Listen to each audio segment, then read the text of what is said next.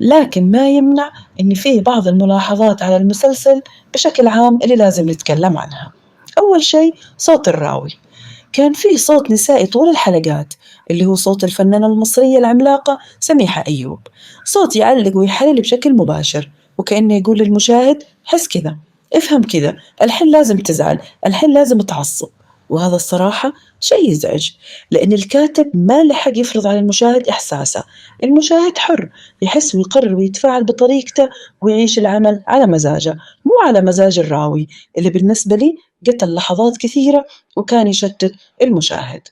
ثاني نقطة، موضوع خيانة الزوج اللي قام بدور الفنان خالد أمين لزوجته الفنانة مرام بسبب مشكلة بسيطة كم يوم. بصراحة هذه من أكثر النقاط اللي كانت غير منطقية إطلاقا، لأن الخيانة ما تجي بهالسهولة ولا بهالسرعة، يعني مو اليوم زعلنا على طول يلا نخون، طبعا مو كذا تمشي الأمور، خصوصا أن دوره كان عن دكتور مثقف عاقل ومحب لأسرته. شخصية مثل هذه تحتاج دافع أقوى، عمق نفسي، تراكم مشاكل، مو خلاف يومين ويطيح من أول هزة. النص هنا كان يحتاج دراسة واقعية أكثر قبل ما يطرح الفكرة بهالشكل. مشكورة وما قصرتي. المعلم ها؟ يبا بروح الحمام. ها؟ بروح الحمام. زين إن شاء الله.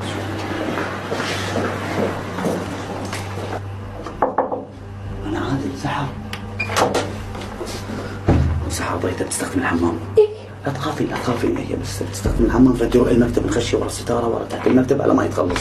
بعدين تشوفني. لا ما تشوفك ناطرة بالسكرتارية الحين. تعال بسرعة قبل لا تشك يلا.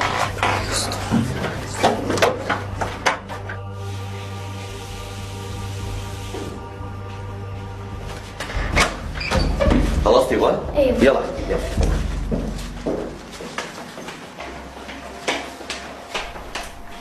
كان الضي أكبر من أن تتفهم الخيانة وأصغر من أن تتفهم الحب. ثالث نقطة، فكرة تلاعب رجال كويتيين بمشاعر بنت مصرية اللي هي بنت المربية اللي كانت تهتم بفضة. هذه الفكرة قديمة ومستهلكة وما تعكس أبداً واقع المجتمع اليوم.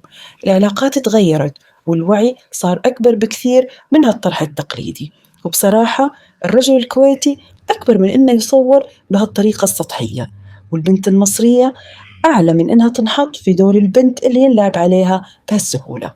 يعني الموضوع يحتاج كان رؤية أحدث وأقرب للواقع، لأن المجتمعين أرقى من هالصورة المكررة. لكن مع كل هالملاحظات يبقى النص مجتهد والعمل ككل اجتماعي وهادف.